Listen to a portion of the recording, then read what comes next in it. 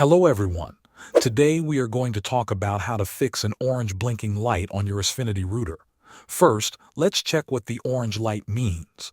Sometimes your router is downloading updates. This can take up to 15 or 20 minutes. If this is the case, do not unplug your router. Now we will do a power cycle. Unplug the power cable from the back of the modem or router. Wait at least 60 seconds, then plug it back in. Allow 5 to 10 minutes for the router to fully reboot. If the light keeps blinking after waiting, the next step is to check your internet service. You can open the Xfinity app or go to their status page and enter your address. This will show if there is a service outage in your area. If there is, you just need to wait until the service returns. If the light still blinks orange, you can try resetting the router. Find the small reset button on the back.